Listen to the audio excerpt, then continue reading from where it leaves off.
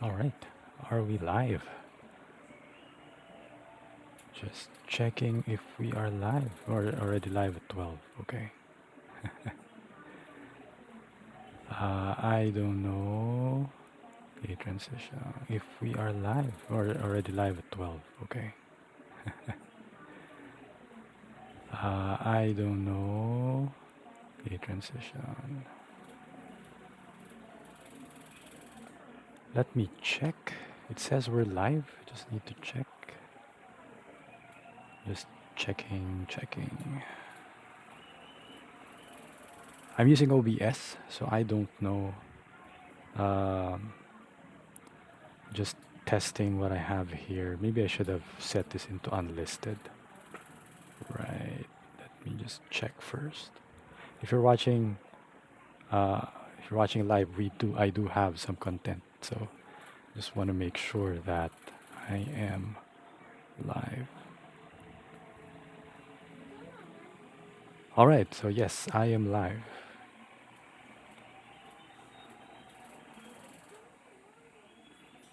But for some reason, I am not showing. Wait. Okay, so it's just a delay. All right. Let me shift. All right, welcome everyone to the Dealmaker channel. I just went into OBS, and went into YouTube Live. This is not actually planned, but for the past couple of days, I've already seen the market has been crashing, and I just wanted to give my thoughts. So this is not really organized as well as I would have liked, but I wanted to give my thoughts on what's happening in the market and what am I doing right now. Now, if you are invested in the U.S. market right now, if you're just beginning, if you just started, you could be panicking. But what I would like to tell you is, well, don't panic. Yes, because this is completely normal. Yeah, so the stock market always goes up and down. It always undergoes corrections, market crashes, and yeah, this happens often. Okay, so let's see what is happening right now. Let me just um, yeah, let me just find my presentation. All right. All right. So what is happening right now? Well, I looked at I looked at news reports, news websites, and well, the Nasdaq just had its worst day in nearly 4 months. It went down. No, I think from the high this week. Of around 13,000. Now it's, well, let's look at the chart. Maybe it's much better if we just look at the chart so that you can see what's happening. But according to this news report from investing.com, Nasdaq's worst day and in nearly 4 months. And then investors business daily market rally breaks support because treasury yields soar. So that's what actually happened. The yields on the US Treasury bonds have risen to more than 1.5%. I think it's already at 1.6%.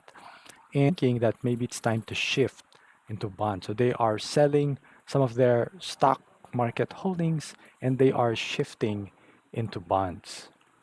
So that's essentially what is happening right now. So what what should we do instead? Okay. Or maybe before we go to what should we do instead, let's look at what's happening now in the charts. All right. So this is the Philippine stock market index. So the Philippine stock market has been going down as well, um, probably mirroring what's happening in the US. But if you look at the S&P 500 index, so the S&P 500 index had this huge candle yesterday. So this was yesterday. Highest was 3,925 and the lowest was 3,814. And it closed at 3,829. And it was just, last week when the highest was at 3950. So that was, I think that's about a 2 or 3% drop, from its highest. So this is about a 2 to 3% drop. But Nasdaq, the Nasdaq had a bigger drop. So from its highest of 13,879, it's now at 12,828. That's more than 1,000 point drop. And that is about 8%. That's about an 8% drop for the NASDAQ. And the NASDAQ is composed of all of these tech stocks. So if you are a growth investor like me, then you probably have been hurting. So I've actually seen about 50% of my unrealized profits have actually evaporated there. So what should we do? Now, the truth is, I'm not panicking. If I was in the Philippine Stock Exchange, if I was here, I would be panicking because, well, I would turn from a short term trader into a long term investor. But anyway, I am a long term investor.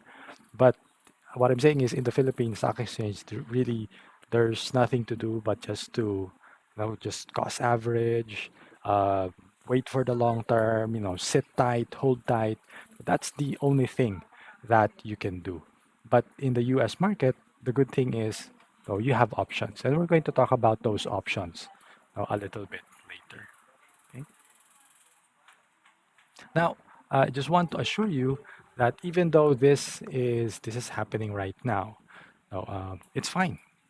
Really, uh, there, there's really nothing to worry about because this is a normal happening in the market. The market goes up and down all the time. So, like last year, the market lost 30%. Um, it crashed 30% in a matter of a few weeks, and a lot of money was wiped out. But if you are holding long-term strong companies with great fundamentals, then there's really nothing to fear. Okay, but of course, I always say that if you can't sleep at night, then sell to the point where you can sleep at night, right? So if you have some speculative holdings, if you are holding some stocks like what GameStop or some of these meme stocks, and you start to worry, you're starting to worry already, or you have some small cap stocks that you were hoping to, it would 10x, but now that the market's doing this, maybe it's already too volatile for you, then I guess it's better to sell. Sell what? Sell to the point that you can already sleep peacefully at night. Now, for me, maybe it's best that I show you what I'm holding. Yeah, so, all right. So how can I shift this?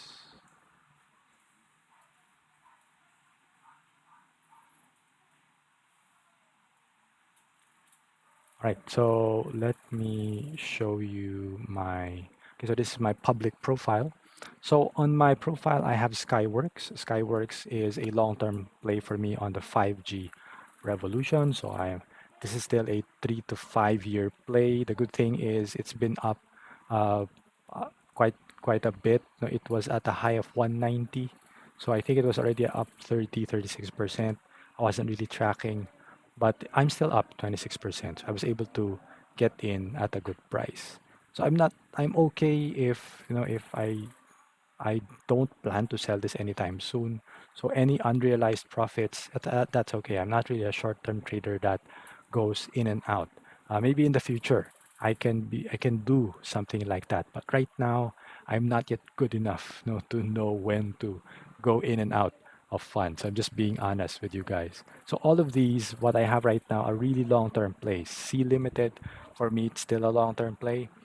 This is an e-commerce gaming company and digital banking company here in Southeast Asia. So I know this very well, and I do believe C Limited is just getting started. And Nvidia is also something that is a long-term play for me.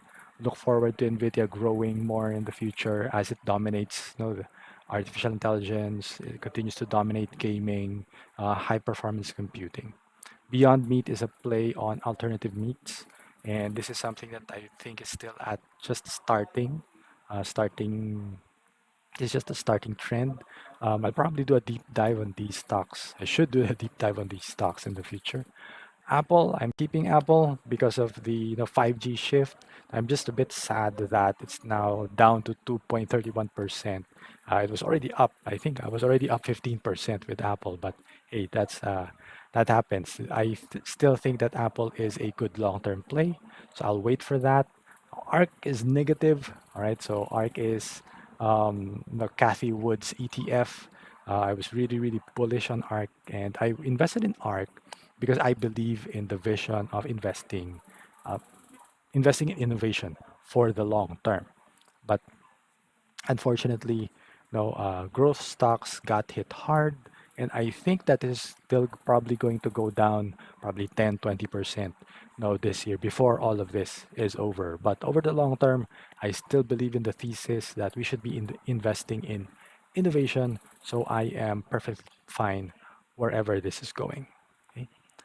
Amazon and Facebook are actually two of my biggest losers right now. I'm down 8% on both Amazon and Facebook, but these are still also both long-term plays for me. So overall, in my small portfolio, I'm still fine. There are no danger signals. I really don't have any speculative plays other than Beyond Meat, but Beyond Meat is a long-term speculative play. The only short-term play that I have is UVXY. So UVXY is an ETF that plays on the volatility of the market. So when there are huge moves in volatility, it goes up. So actually, if we go back here, let me just check. So if we go back here, if we will look at UVXY, so this is the chart of UVXY. Let's go back quickly with SPX. So if you notice, SPX has been grinding upwards, and UVXY was going the opposite way. So that's what normally happens with UVXY. If it's just a steady grind up, and it's actually going to go down, right? So it's not the complete opposite of the SPX because sometimes it moves in the same direction. But whenever there are huge volatile days, so like this one, right? This um, green move up for UVXY. This is actually, I think, a 20% move for UVXY. Okay, the lowest here was 8.33, then it went as high as 10.6, and it closed at 10.23. So, oh, there, it was a 23.55% move for UVXY, and that was opposite the minus 2.45% move down in the SPX. So this is what I'm saying that personally I'm not too concerned. No, I actually allot a portion of my portfolio, around 20% of my portfolio, into these short-term moves. My only regret was I did not divide it. I really wanted to divide it. Well, I should have. I didn't know that I should have, but I should have divided it between the SQQ and the UVXY. The SQQ is shorts the Nasdaq. So what it does is, it's a short play. So if you want to short the Nasdaq, uh, or you can buy the SQQQ ETF. Okay. Now you can do it in eToro. Now, uh, what you can actually do is in eToro you can short the SPX 500. Right? Like in here, you go to trade and sell. So you can do that. You can short the SPX 500. Unfortunately, I don't have buying power right now, and this actually has a cost. So this is there.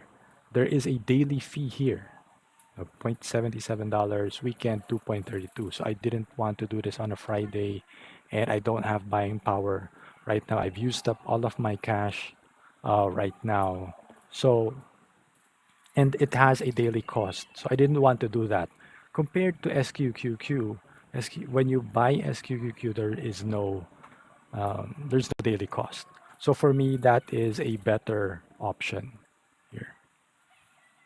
So just for a smaller account like mine, it's much better, to buy the SQQ because there is no cost, there is no fee for buying the SQQQ. All right. So because there were times, why did I realize that I need to do that? Because there were times, with the UVXY when the Nasdaq was falling, but the SPX 500 was not. So UVXY was actually falling. Over here, you can see these red candles down here, but SQQ was actually going up, right? It was actually moving up, right? Because the Nasdaq was falling, right? So in here, the Nasdaq was falling, but the SPX was it was falling, but it wasn't really ending. It wasn't falling as steep as the Nasdaq, except yesterday. Yesterday, it really went down. All right. Now, here are the things to watch out. We don't know. We don't know where this is going. Okay. So there's really there no one can predict what's going to happen. It could bounce back and move its merry way, into bullish land, or if large institutions continue to buy bonds, right, to continue to buy U.S. Treasuries because of rising yields, then we could see more exodus, and we could see more of an exodus because the truth is the US market is overvalued. It's been expensive. I've been looking at a lot of news reports, a lot of commentary on YouTube, from people that I follow and respect. And what they're saying is that the S&P 500 and especially the Nasdaq has been trading at high P&Es. I wish I should have gotten a chart but I don't have a chart right now of the P&Es and the forward P&Es historically.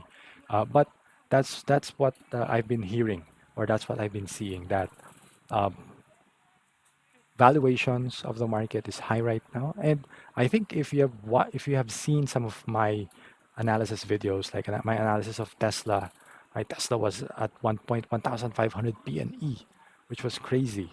Shopify was at 300 PNE. And I know that there are a lot of growth stocks out there that have a high PNE. Even Amazon is at a PNE of 90, and the forward PNE is at 70. So these are actually very, very high numbers. Historically, it has been said that the S&P 500, if it's trading at more than 25 PNE of more than 25, then it usually corrects.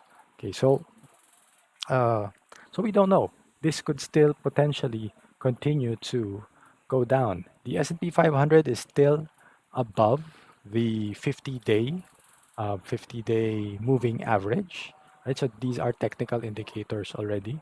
But if it goes down below that, then we could probably expect the S&P 500 to move down a bit more. So I saw that happen here, over here, last September. So last September, if you'll notice here, the market was moving straight up from the lows in April, March, right? And then it dived down. First, it dived down the 20-day moving average, then stayed below that, and then it went down below the 50-day moving average. So it can do that. And did that again. So it was moving sideways for a few months from September to the start of November. And then during the elections, when it was clear that Biden was going to win, it went straight up on a rocket ship, right? So here it dipped below the 20-day average, but it bounced over the 50-day average. And now, yesterday, it kissed. You could say that it almost kissed the 50-day average. Now, I don't know. We don't know what's going to happen in terms of the futures. Well, here I can see here, futures are negative. It's still green for the S&P 500, but for the Nasdaq, it's already negative. Okay, let's look at the Nasdaq. The Nasdaq it closed below the 50-day moving average. So that is not a good signal. It can be a very bearish signal, but officially we're not yet in a bear market. We're still in a bull market. We enter a bear market when it goes below the 200-day moving average. So that we're still very, very far away from that. The last time that crossed was last year during the coronavirus crash or the during the pandemic crash. So uh, we don't know what's going to happen.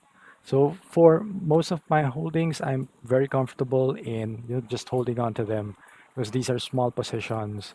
I don't intend to exit those positions 5 years, three until it's good to evaluate your positions every year.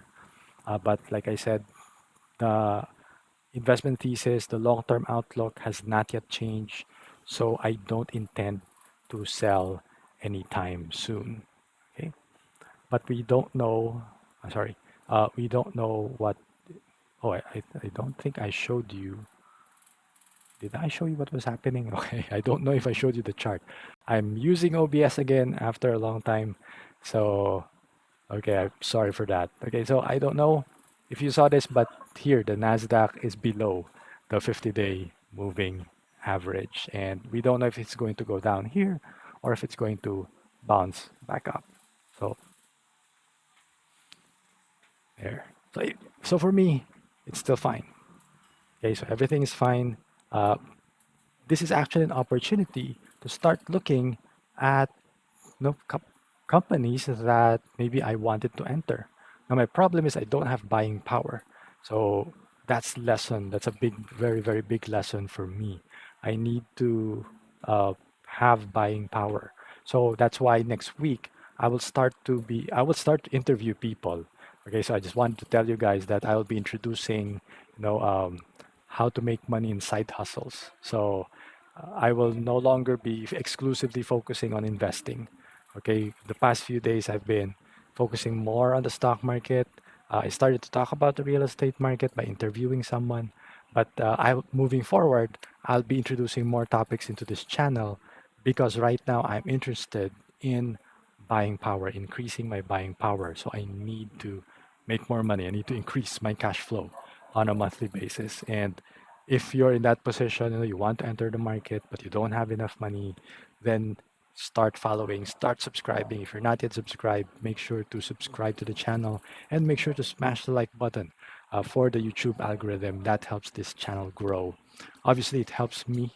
Hopefully, I get to monetize this channel soon. I'm not yet monetized, so I'm not earning from my YouTube channel yet. But that's the long-term plan. That's the long-term goal to make money from this channel by serving you guys, by giving you information that you need about the market and about investing in the US market, about investing in the real estate market. So uh, I digressed. I'm sorry. Like I said, I just hopped on. I wasn't really prepared, um, but just wanted to give you. No, I just wanted to give you my thoughts on this market crash. It's fine. It's part of the market. If it's bothering you, if you have some money in the market and it's bothering you, then I would suggest that you sell some of your holdings. If you are copying me, I only have one copier. Okay, I hope that some of you will copy me in eToro, but I don't have a very long track record yet. But I've done quite well, if I may say so myself. Except this February, I'm negative zero point 0.4. Let me show that to you guys. Okay.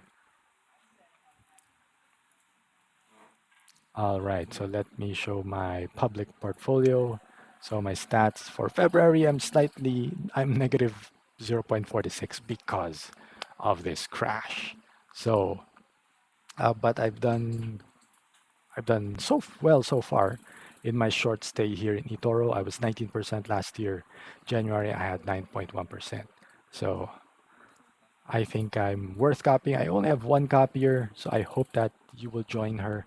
This is a good time to join because the market is crashing, and when my stocks recover, uh, we're going to be doing just fine. I have a low average risk score of 4, right? So that means I'm not some crazy dude that that experiments or puts their money on the meme stocks, on these highly volatile stocks. Later on, right now it's a very small stock. It's if I put in if I put in volatile stocks, it's going to wreck. It's going to wreck the portfolio. So I'm not doing that yet. Okay. So you can see my drawdowns. Okay. My maximum drawdown on a daily basis. My maximum drawdown was negative 5%. That's the worst day that I have experienced. And in a year, the worst day is minus 11%. So you can think of this as the risk. This is my risk. If you put in your money, say if you put in $1,000, then potentially that can go down minus 11% in 1 year so far. Okay, that's what has happened so far. Okay, now why did I say that? Well, I just wanted to show you what's happening to my portfolio right now, and I'm standing firm, standing pat. Um, I'm I'm not as stressed out compared to if I was in the Philippine market. Because if I was in the Philippine market, you don't have options. But here in eToro, in the US market, you have many options, right? You can short the S&P 500. You can short specific stocks if you want to. I'm not doing that yet. I'm not yet confident in my short selling skills. But what I did was I bought the UVXY, and if when I can sell, half of my UVXY position, then I might buy into the SQQQ ETF as well. So those are my hedges. Okay, that's a position that you take to protect my portfolio. So that's what I'm doing in the U.S. stock market right now. I hope you learned something. I don't recommend that you do this if you don't know what you're doing.